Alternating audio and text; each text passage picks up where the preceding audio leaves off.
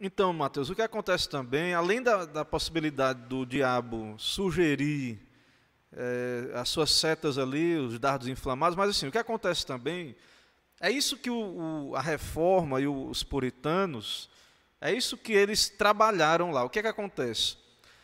A Bíblia diz que o coração humano, há uma inimizade contra Deus no coração humano.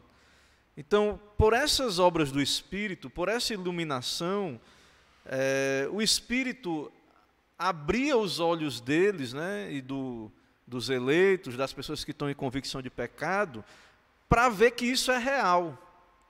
E isso geralmente acontece em contato com a palavra, em confrontação com a palavra. Então, a pessoa começa a perceber na meditação, nas doutrinas, na leitura bíblica, que ela realmente, por exemplo, que essa doutrina, que Deus é que escolhe, que não é por obras, isso não agrada à carne. Há uma inimizade da natureza humana carnal contra um Deus soberano, um Deus que não aceita justiça, obras humanas. Então, o que eles fizeram, na minha leitura, o que aqueles homens perceberam, né, o que eles entenderam, ao meu ver, foi justamente isso, certo? Que eles viram essa inimizade do coração que a Bíblia diz que está no coração do homem. Então, eles experimentaram que isso é verdade.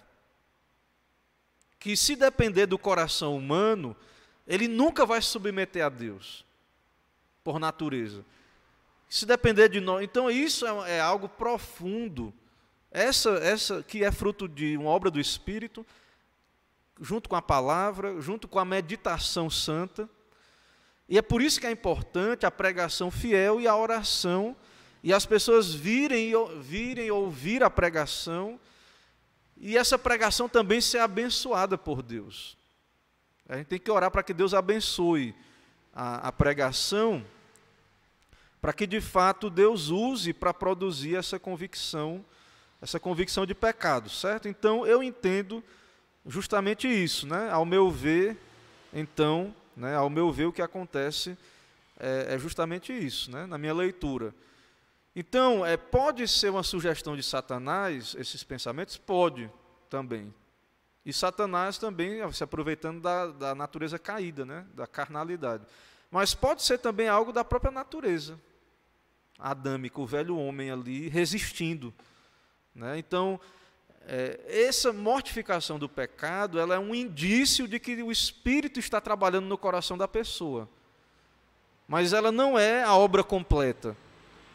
Então, se você lê Bunyan, Brainerd, né, como a gente está citando muito aí, você vai ver que eles lutaram, às vezes, anos com esses sentimentos, mas eles chegaram a um momento em que eles sentiram paz, né, perceberam que, por exemplo, Brainerd, interessante que alguns, como Spurgeon, por exemplo, tiveram essa experiência ouvindo uma pregação, sentado num banco de igreja.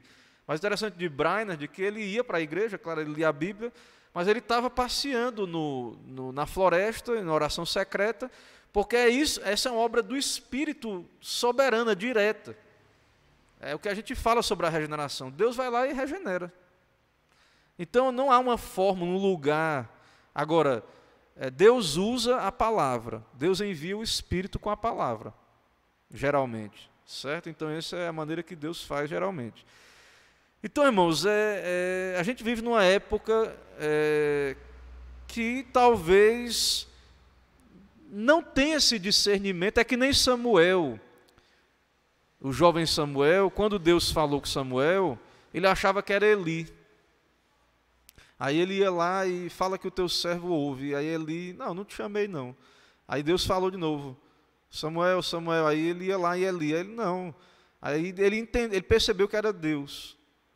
Aí ele diz, quando você ouvir a voz, você diz, fala que o teu servo ouve.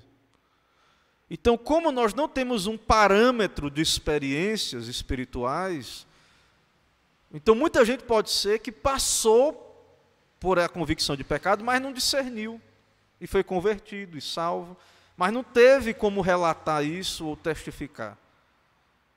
E talvez isso não foi numa escala que produziu grandes efeitos, grandes mudanças no Brasil. Então nós precisamos orar crer que Deus pode avivar a minha vida pessoal, a minha igreja, o meu estado, o meu país, o mundo. E há promessas na Bíblia que nos últimos dias Cristo reina e que esse reino vai se expandir. O evangelho vai ser pregado. Embora a gente seja milenista, né, mas nós temos que ter essa esperança pós-milenista, né?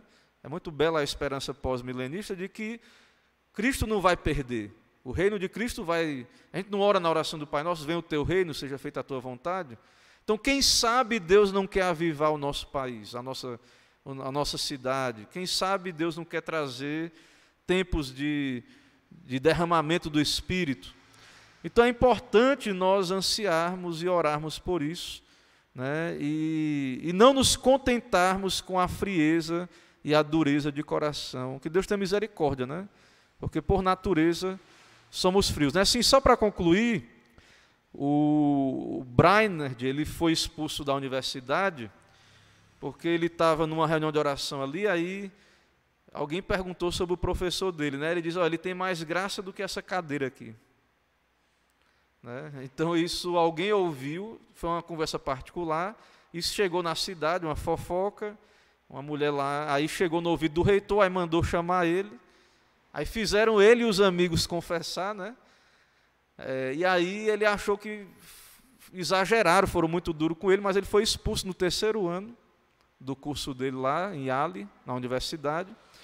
Porque veja, né? Então veja, o pessoal que trabalhava ali com teologia, né? Então realmente a gente tem que ter esse cuidado, né? Os pietistas, né? Os pentecostais vão super enfatizar só a espiritualidade, a graça, o Espírito Santo sem a palavra. E às vezes a gente fica só do outro lado, só a palavra, mas sem piedade, sem a questão espiritual.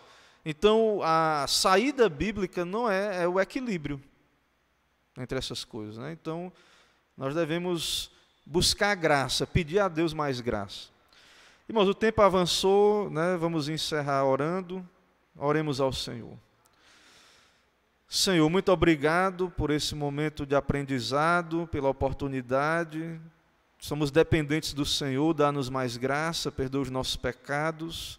Aviva, ó Deus, a tua igreja, envia o teu Espírito, nos leva a perceber a nossa dureza de coração e frieza e pecaminosidade, mas também nos dá, ó Deus, o arrependimento, a graça, o teu Espírito, nos dando uma disposição santa de servir ao Senhor. Aviva a nossa igreja, aviva o nosso país, venha o teu reino. É o que pedimos, oramos em nome de Jesus. Amém. Irmãos, Deus abençoe, não é? Uma boa noite a todos. Vou encerrar aqui a transmissão. Acho que caiu a internet, eu não sei como é que ficou a transmissão toda, porque caiu uma hora aqui.